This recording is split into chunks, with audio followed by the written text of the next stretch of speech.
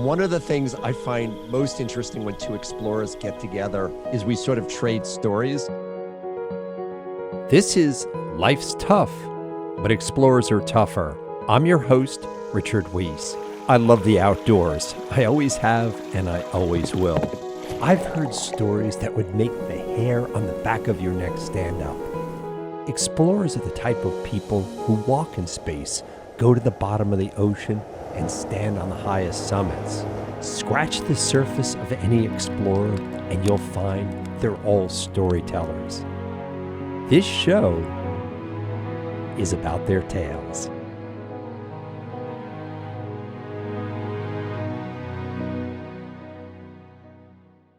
This episode is brought to you by the Podcast Services Division at Life's Tough Media. Having your own podcast allows you to creatively reach all types of audiences, from clients to prospects, to your most loyal membership base. And by utilizing studio affiliates located around the world, coupled with quality remote recording capabilities, Life's Tough Media makes having a corporate podcast easier than ever before.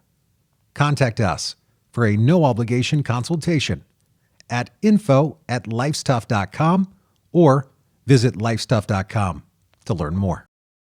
Our guest today is Italian astronaut Luca Parmitano, the first Italian to walk in space, and equally famous for his second spacewalk, in which his helmet began to fill with water, posing a danger of drowning while in space. Welcome, Luca. Thank you. Thank you for inviting me, Richard. It's really a pleasure being here. Luca, it's interesting. You have flown into space, and, those are always exciting missions. What I always find interesting about people like yourself is there's other missions in life. Like just before you came on here, you had your daughter. She has her tryout for the choir. It's raining really hard. So you have different missions too. And so you coexist between two worlds. I think I coexist between multiple worlds, as a matter of fact, multiple realities. And that's true for everybody. There's a side that is incredibly personal, and it's just very much about me, for which I'm not afraid or ashamed. And then there's a side that is for the family. It's where I am a dedicated father that loves to spend time with their daughters. And just like every father, I am, walking this very thin line between being cool and being terrible with my teenage daughters. And then there's a public side, which is what I'm using right now to talk to you and presenting to a vast population, and then there's a professional side and so many others. There is a very famous Sicilian writer, and you with your Sicilian background, you should try and find him. His name is Luigi Pirandello. He was a Nobel Prize winner. He wrote a novel called One, Nobody, and 100,000, talking about the many faces that we just have to wear in our lives. Well, you mentioned my Sicilian background, and you and I have discussed it a little. You grew up in Catania, Sicily, which has Greek ruins. You have Mount Etna. You look over the Ionian Sea, and I dare say this: you probably have the best food in the world there. So, what's it like growing up in Catania, and how does that relate to actually becoming an astronaut? The second question is pretty hard. Let's try to answer the first one. As far as I can recall, I just had a wonderful, wonderful childhood growing up. You don't realize it, but people go to Catania and the surrounding areas for vacation because of the wonderful weather, because of the wonderful scenery, our sea, the mountains, the food. But when you're growing up, that's just your city. And you don't realize that it's a wonderful place to be at. And then when you move away, you start looking at it from far away, from many other places that you've seen, and you're like, wow, my island really is a wonderful place. And that, in a way, explains my memories of childhood being so wonderful. I had a very simple family. My parents were teachers. And like teachers all over the world, they did not make a lot of money, but they did everything they could to make my brother and I feel taken care of, and we didn't miss anything. We didn't want anything. And but that kind of does not quite explain my desire to be something else. And to answer your second question, I believe that my desire to move away or to be something different came from my grandfather from my mom's side. He was the first and only professional military in our family until he gave up the military career to go back to his hometown and become a policeman, and then eventually the commander of the police force in the town. And maybe you are born with that sense or desire for discipline, but that's the earliest memory I have of wanting to join the military, and then or to fly, and it's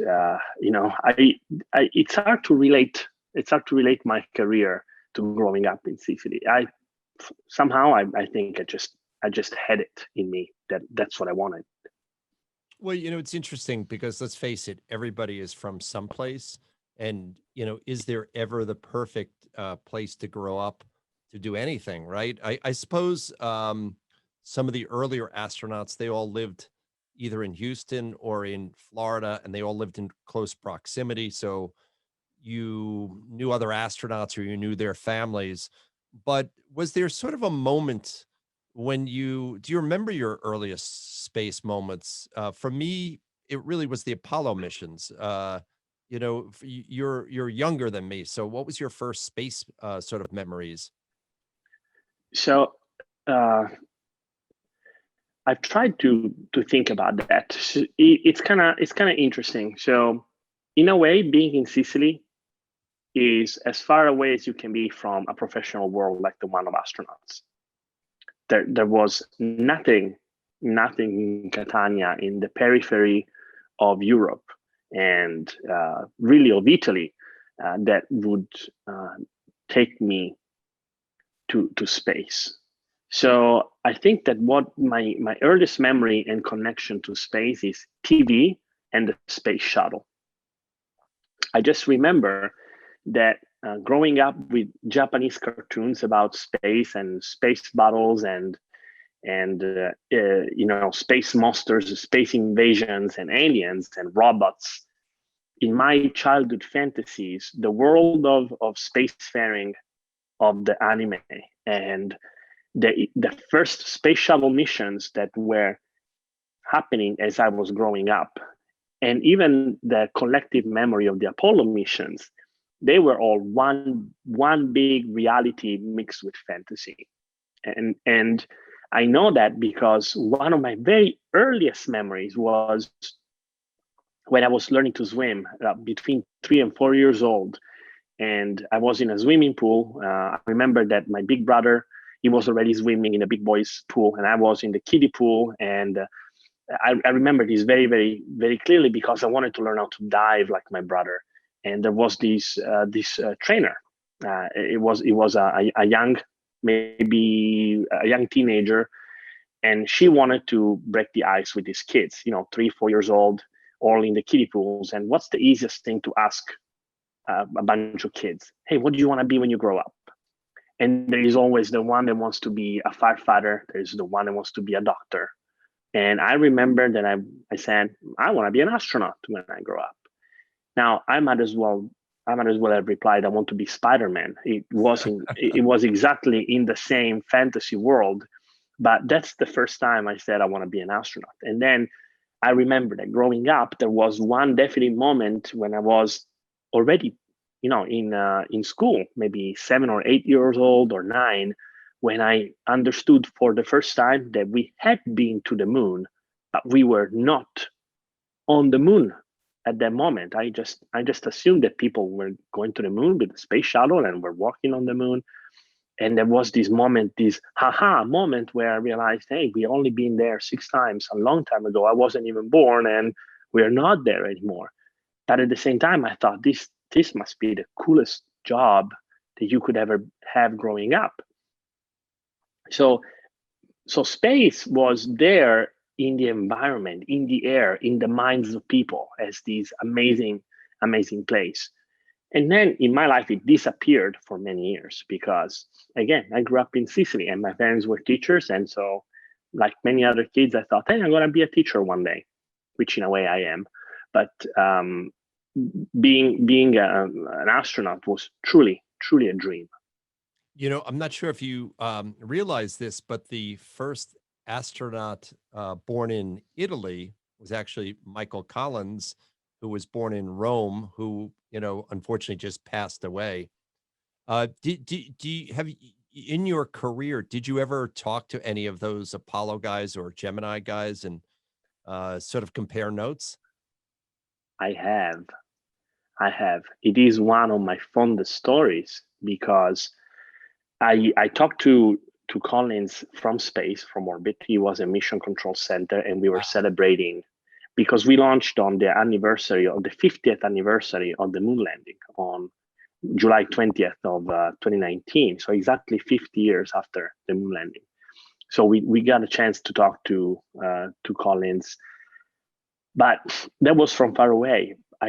However, I did get a personal chance to talk to one of the astronauts that I really, really admire and that I consider truly a mentor and an inspiring figure, and it's Gene Cernan. Sure.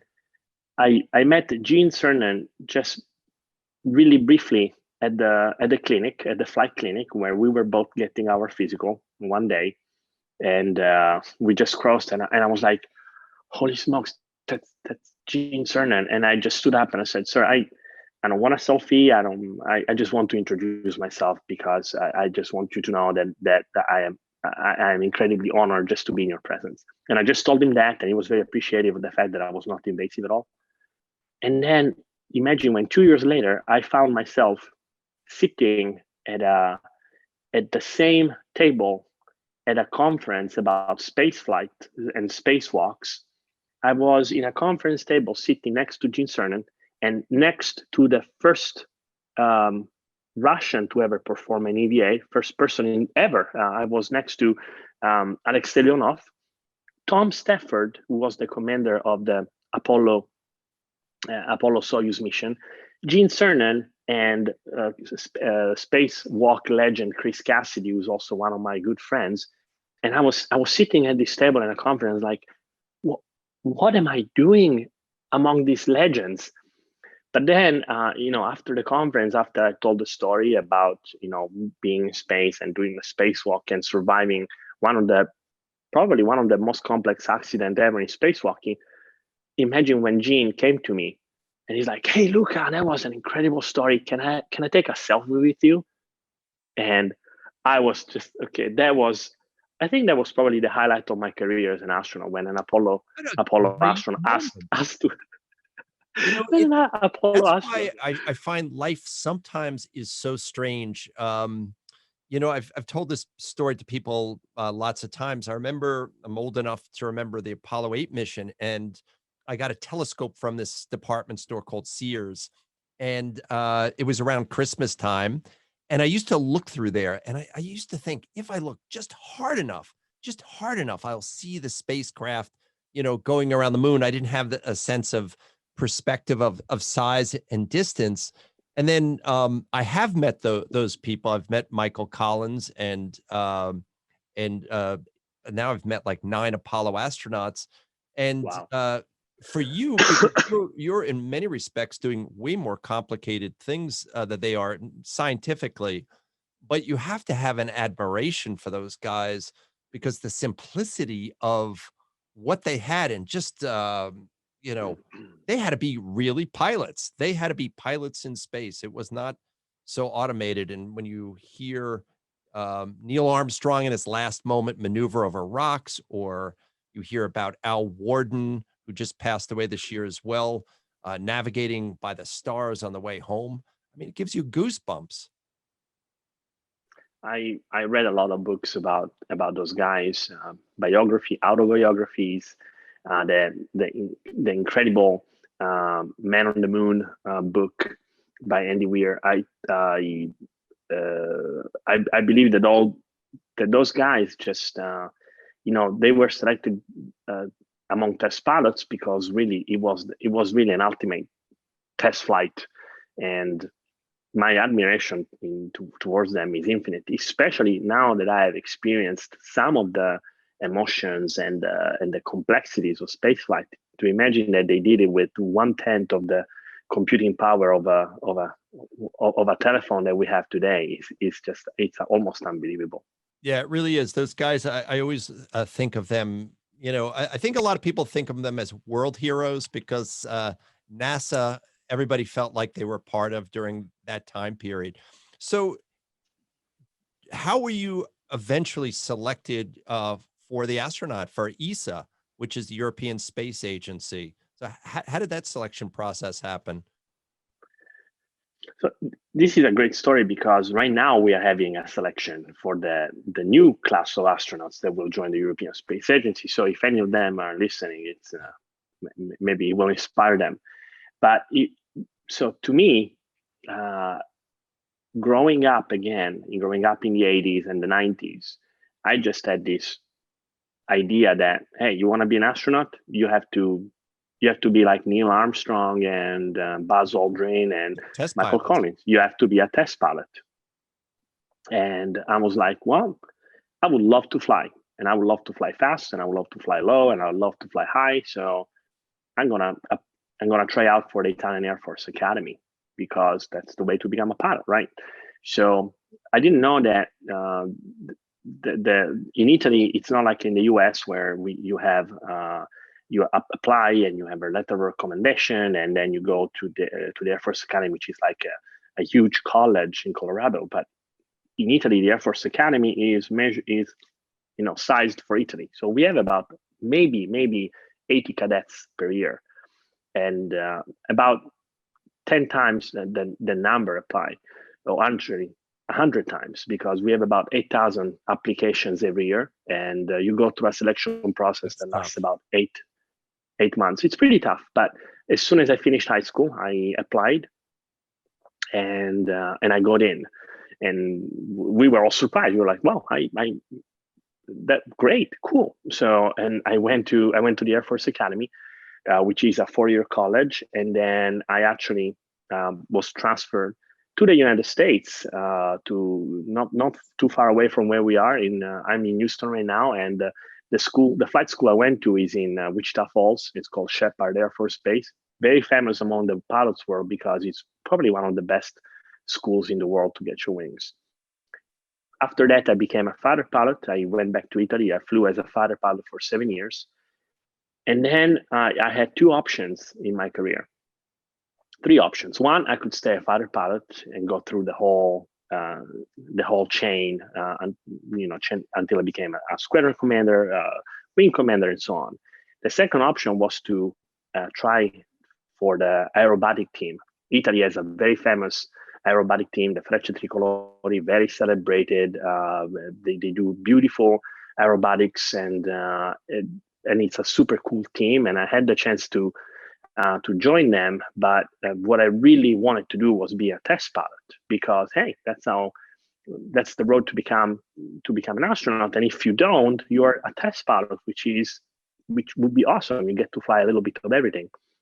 So again, in Italy, the way it works is that you can't apply to be a test pilot. The Air Force has to indicate you to go through a selection, and in order to be in that selection, you have to be in the top 10% of your class and come from a fighter pilot community. So I was lucky enough to be in that small group of people, and I went through the selection, and sure enough, luckily enough, I got selected. And I think you're being very modest, because there's a lot of, you keep saying luckily. You had to have been a good student in high school. You had to have been good in the academy. And then when you were flying as a test pilot, you had to be good. So I have a hard time measuring those kind of things, because in my experience, it's always a matter of situation and context. And this is what I mean. When I was selected as a test pilot, my classmates that participated with me, they're all good. They still are. They were good. They were They were good students. They were great pilots. They are great pilots, good people. But at that moment, I just happened to be the right man at the right time because my family situation, uh, because of my background in that moment, because of what the Air Force was looking in their test pilots.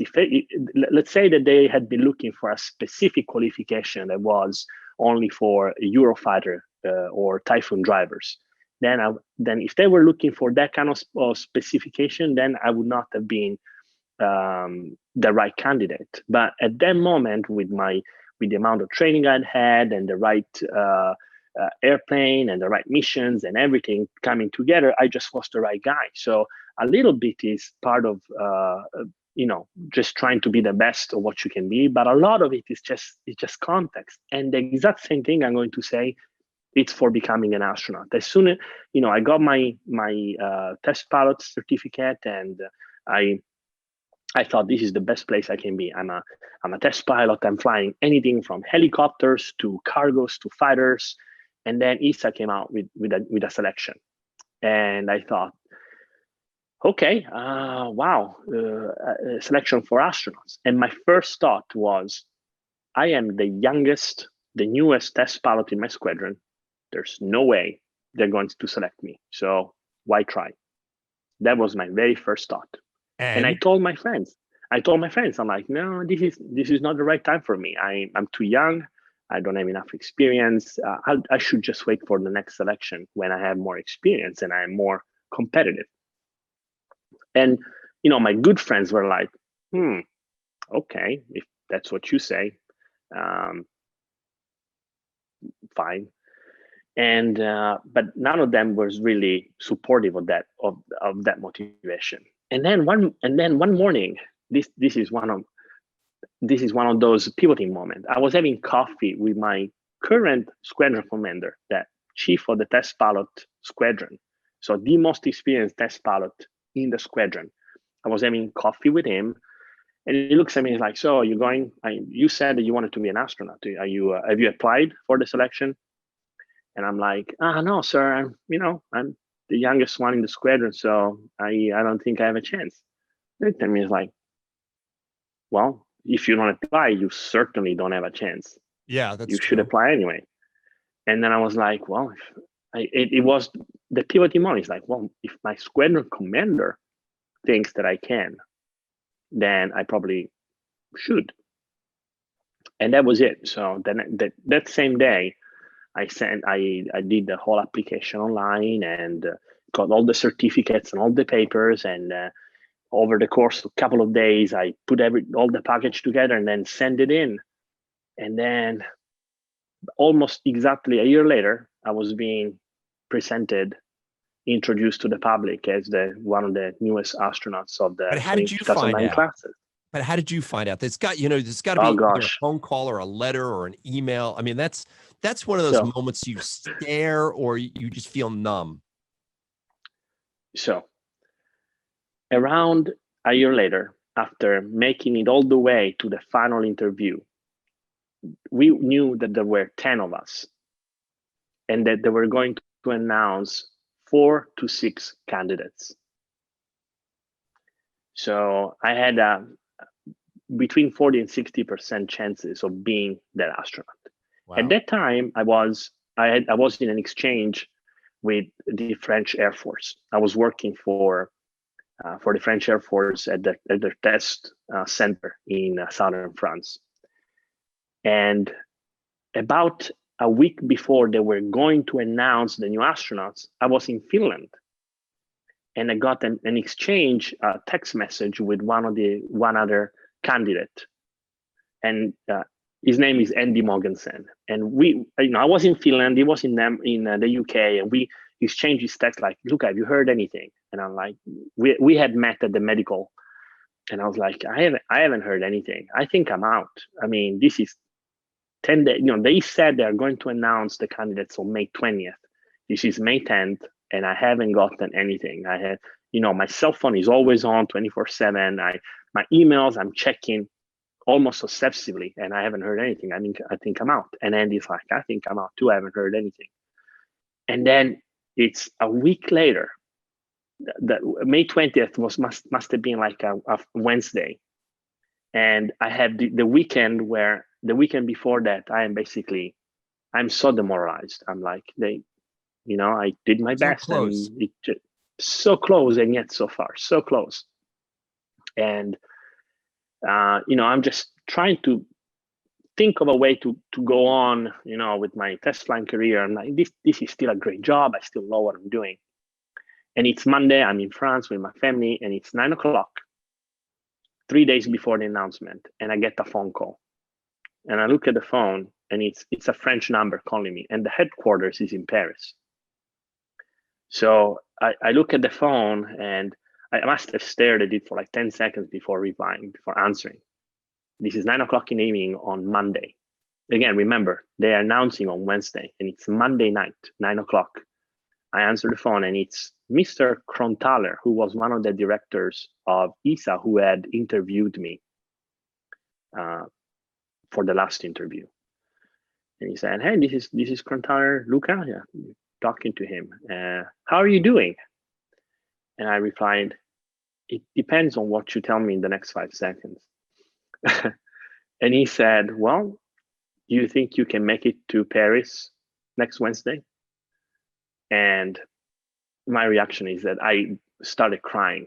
I don't blame you. I mean, I started crying. I mean, Yeah. that's a big deal. I mean, I think you have to put that feeling in a bottle, right? You have to put that feeling in a bottle, because in life there's so many ups and downs, and those are moments that are so special. I mean, just so special. So yeah. I'm sure you probably put on your best face on the phone, and were kind of official, but when you hung up that phone, what happened next? So, funny enough, at that time, my now ex-wife, we had two small daughters in France. We have one small daughter, my pregnant wife, and her parents were there. And when they saw me crying, they looked at Kathy, and they said he didn't make it. But Kathy knew exactly, and she said, "No, he's crying because he made it." And so I hung up, and I'm like, we're going to Paris, and then we just hugged, and then what happened is that I didn't sleep for about a week.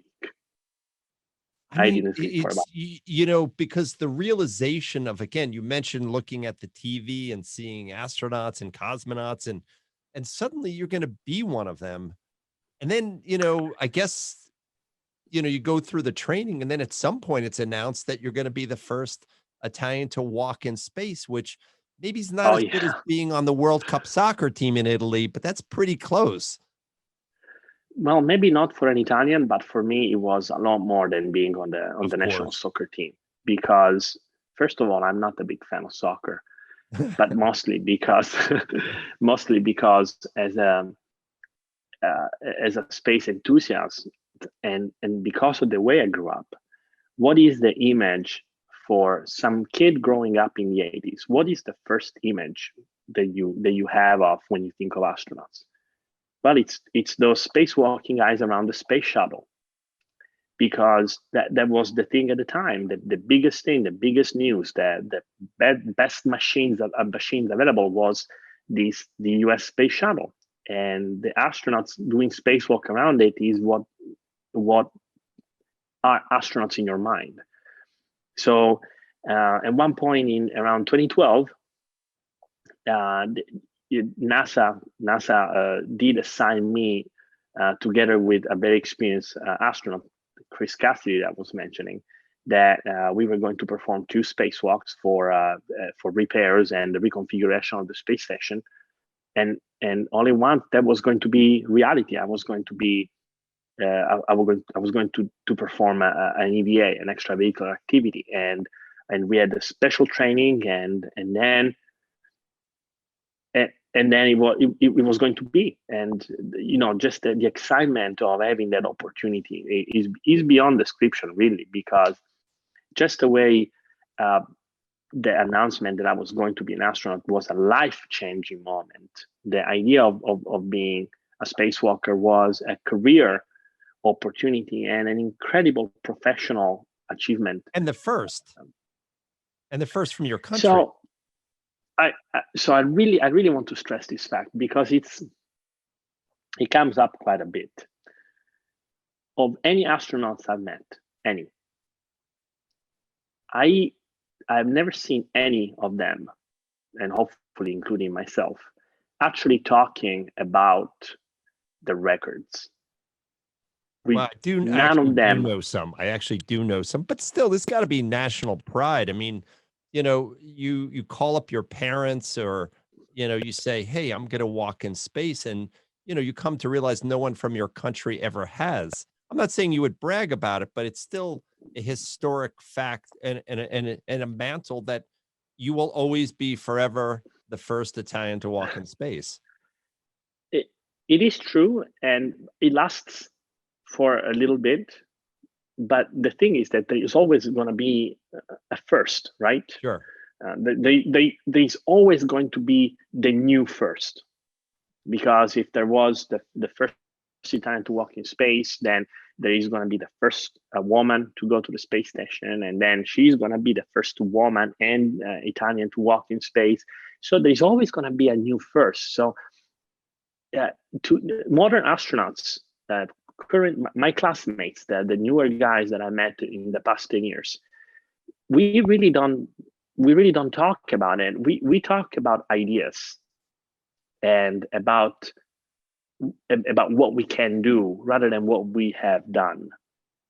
And we do notice, and we're not naive, we do acknowledge that from a communication point of view, it just makes the news. It's the first Italian to walk in space, the first French commander, the first Italian, the first German commander. It makes the news, and it's a moment of, hey, there's something to talk about. But to be honest, if you focus on that, you're going to be disappointed really soon, because probably hated too by your fellow astronauts, because no one, look, my father was a pilot. He was the first man to solo the Pacific Ocean in an airplane, and he'd get together with his friends, and everything was just really low key and matter of fact. And, I know that's the way. That is the way. In a Mandalorian way. Yeah, that's usually the way we just talk or converse about these things. We are more inclined to make fun of ourselves and Sure. and each other than we are of saying, hey, look how great I am, because it really doesn't fly, and there's no point. I'll give you a very simple example. There's going to be a record of who's got the more days, who's got the more hours doing this or that activity, and how long is it going to last until the next guy. And so really,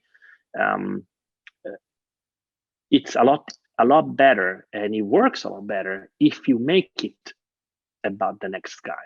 So for me, as an Italian performing an extravehicular activity, the more important statement is, look, we are fully integrated partners. I come from Italy. I am a European astronaut, and I work in a completely integrated team with my US astronauts. And we are one team, one dream, one crew doing really cool things.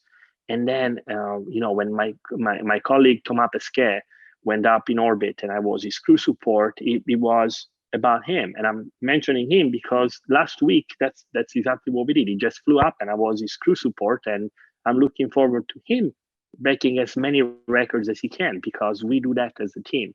And if I can be happy for his achievements, it makes my life a lot easier. I mean, look, this is, we can go on, but I think this is a very good philosophy in the year 2021, because, you see so many athletes or billionaires, and it really is trying to be about them. And I often say to people, especially for guys, when you leave the testosterone behind and you're now extending yourself to the nobility of the purpose, you end up with a more fulfilling role or activity than just beating your chest alone. So I You're think absolutely right. That is a great way to put it. That is a great way to do it. So, Luca, I am running out of time, and I do have to, now if there's ever a time to sort of tell a great story or make fun of oneself, when you think of all the things that can happen to an astronaut, drowning in space is not one of them. And a mutual friend of ours, Richard Garriott, who's also an astronaut, said to me, and Richard knows great stories, by the way, said one of the best stories he's ever heard is your story of your second spacewalk when your helmet began to fill with water. Sure thing. It is a good story, and the reason why it is a good story is that I'm here to tell it. It's always better, right? When it's happening, it's not such a fun. It's a lot better when I'm here. Than big spoiler alert, it went well, but the story is actually pretty simple, and it starts with my very first TVA.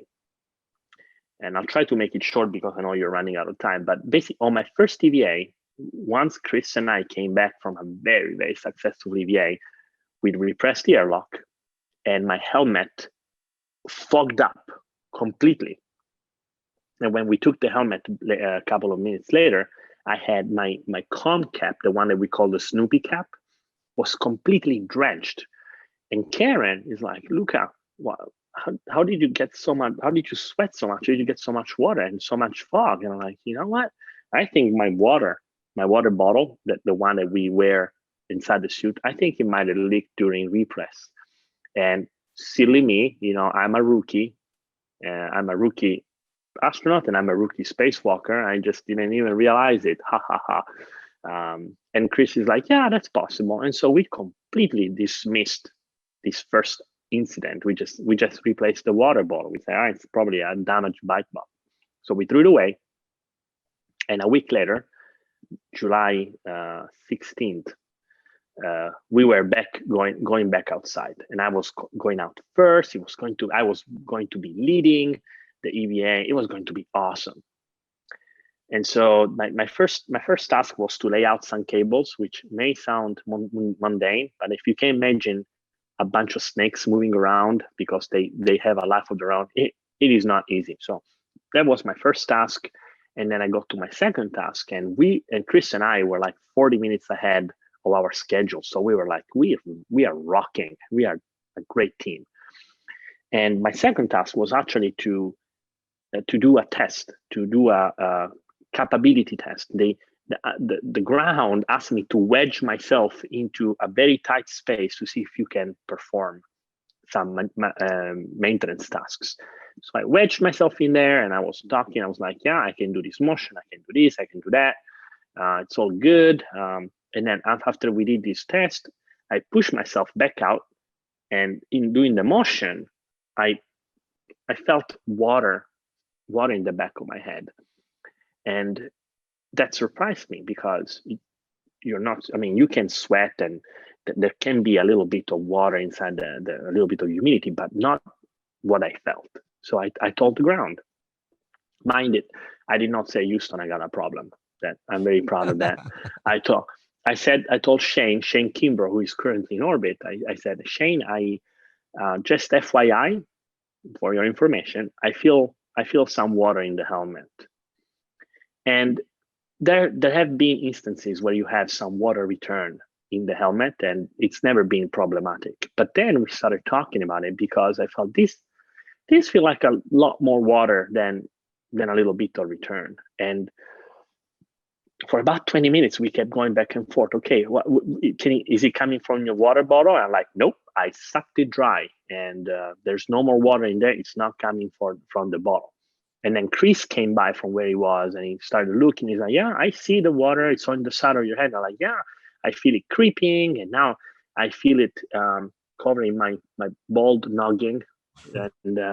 And my only concern at that point was if the water gets inside my ears, then it's just like when you're under the shower and you get water in your ear that you don't hear really well. And that was my only concern, because if you hear from one side but not from the other, it's really a nuisance. I never thought it was going to be a problem, but I had two thoughts in my head. One, man, don't let it get into my ears, because that's going to be annoying to spend 6 hours talking with just on one side. And two, please don't send me back inside. I just want to finish my job. There's so many people on the ground, not for some water. Oh, and I had a third concern. It's like, did I break something? Wedging myself and bumping Sure. the backpack around in the structure. Did I break something? Always a concern for any astronaut or any pilot. At one point, I felt the water reaching my forehead, and that's when I told, "Hey, Chris, it feels like there's a whole lot of water, and it continues growing." And from the ground, this has been 27 minutes now going back and forth. They heard that and they're like, "Okay, Luca, we hear your concern. The plan is that we're going to call it we're going to suspend this EVA. The terminate is the term. You have terminate and abort. If you terminate, life as usual. You just go back, you finish up, you put everything back in the best possible way, and then you go back. If it's an abort, you're just going as fast as you can back to the airlock. This was a terminate case, so they were just gonna send us back, and I was gonna go back, and Chris was gonna put everything nice and pretty, and then follow me. Unfortunately, he was gonna follow me from a completely different route because the choreography of the EVA had us in such a way that we could not be routing our safety tethers on the same side of the station. So even though we were collocated, our paths were completely on opposite side of the station. This is important because when they told me to go back, I looked at Chris and we had this moment of very clear understanding that I would have loved for him to come back with me, and he wanted to come back with me, but we couldn't because of this routing. So I said, "Okay, Chris, I'll see you at the airlock." And I start translating back again with this water bubble. Imagine this water bubble around my head. And as I was navigating around the different parts of the station, you have to change your orientation because there are things that are called no-touch zones, either because you can damage them or because they can damage your suit. So you kind of have to navigate in 3 dimensions. One of these paths had me moving upside down. So I had to do this motion where all at once my legs were pointing up, my head was pointing down. And like in the best stories, 3 things happened at that same time. I went upside down, the water shifted and covered my eyes, my nose, and my ears, and the sun set, all at exactly the same time. Now, if you think of a sunset on the ground, it's something quite enjoyable. You look at it for half an hour, all the different colors. Well, in orbit, it happens in an instant. When the sun sets is, hey, there's light, and now there's no light, there's nothing. It's pitch black, and because there is no atmosphere, there's no refraction. The lights that you have on the helmet only create a cone about this big. Then there is nothing on the outside of the cone of light. And with my eyes covered in water and my nose completely filled with water because of capillary effect, it just filled up. Bloop. Now I couldn't hear anything. I couldn't see anything. And when I tried to communicate to the ground saying that I was in trouble, I called Chris, I called the ground, I called the station. I had no answer. Wow. They couldn't hear me and I couldn't hear them. So let's say that at that point was a little less than comfortable because, again, the other thought I had is, how much time do I have? Because I think that water keeps coming, and is it going to fill up my helmet? So I had a couple of choices in my mind. Because I was disoriented at that point, and really, it was only my second spacewalk, and as a rookie, I thought maybe I can wait here until Chris realizes that something's wrong and comes look for me. But how much time do I have before the water reaches my mouth? And then you can't breathe if your nose is plugged. So first of all, I didn't know where the water was coming from, if it was even drinkable, but I didn't know how much time I had. So I decided that the only option for me was to go back. But how do you go back when you don't see anything? It's not like you can just let go and hope to get back. You have to navigate a very specific route. So I went back to my basic training where I'm like, okay, I know what the station looks like. And I know with my gloves, I have to feel the handles, the right handles for me to get back. And the only way I could tell which way to go was because we have the safety tether with about 1.5 pounds of force, kind of pulling you a little bit. And I knew that the safety tether was pointing me in the right direction.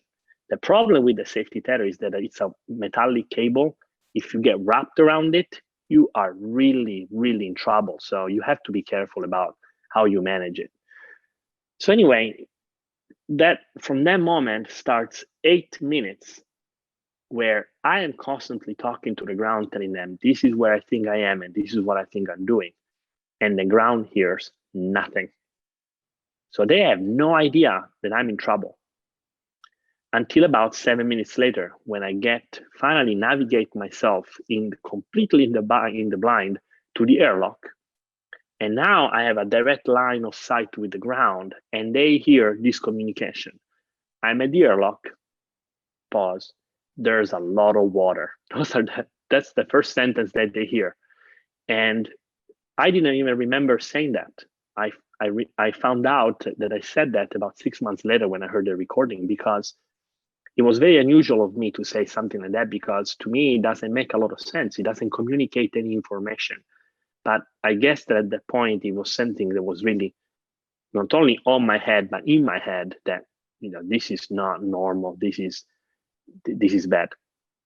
When I got to the airlock, luckily the light inside was on. We always leave it on, and so once I opened the thermal cover, I had a much better sense of where I was and how to get in.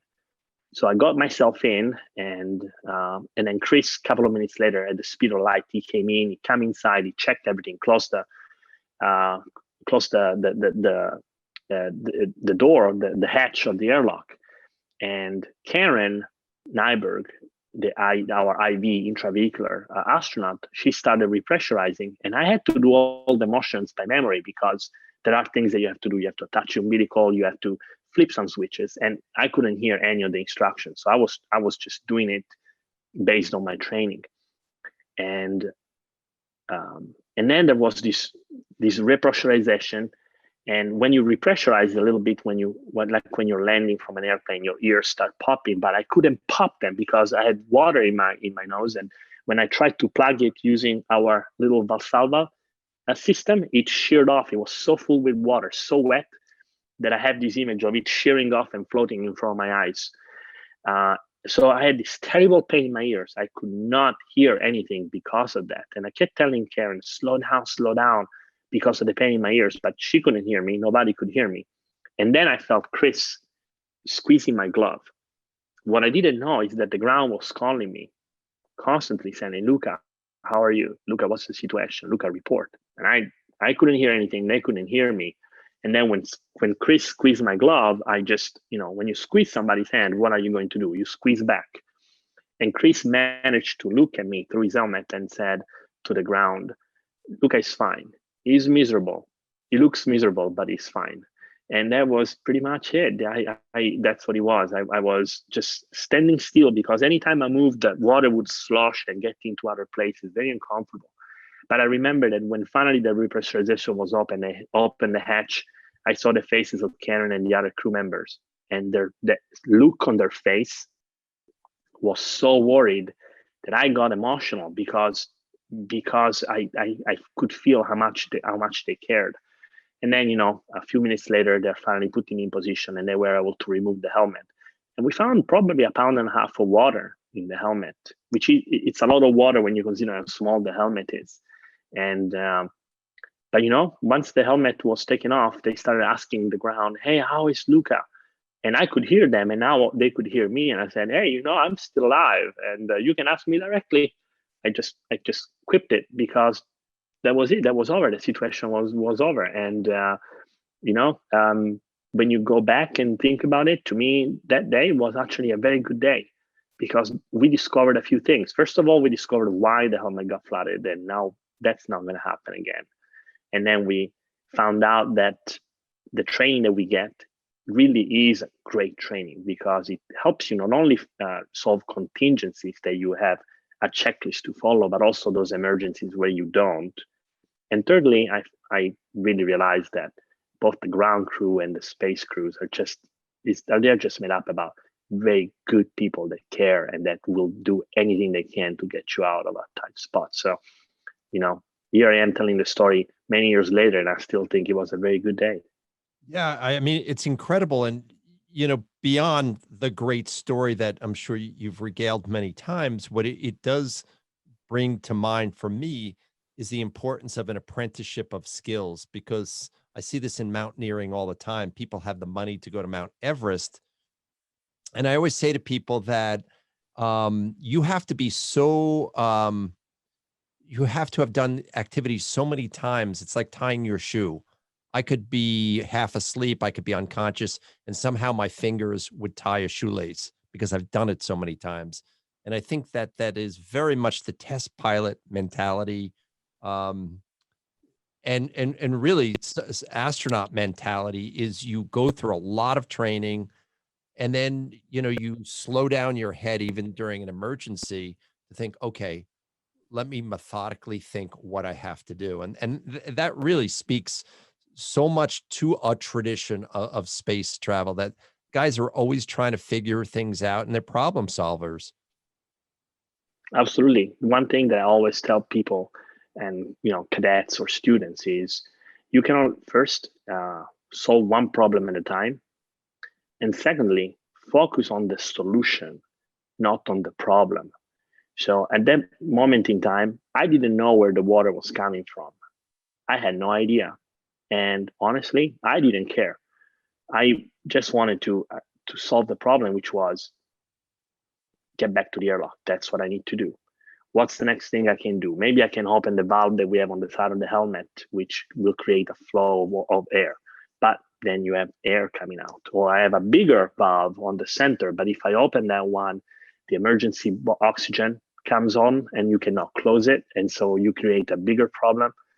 And then you only have 30 minutes maximum of oxygen. So before I do that, I want to be sure that I can get there in time.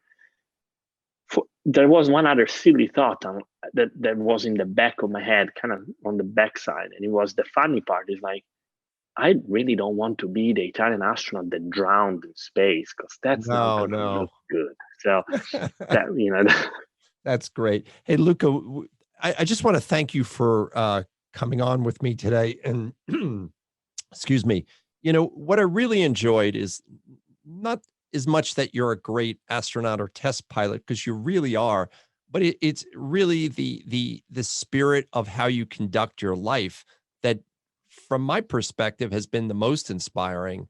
And I think that that whole idea of working towards the greater cause has a lot of merit in today's society, where I do feel there's a lot of selfish behavior. So thank you so much for being with me today. Thank you for your words, Richard, and thank you for having me. It's been a true pleasure. Same here.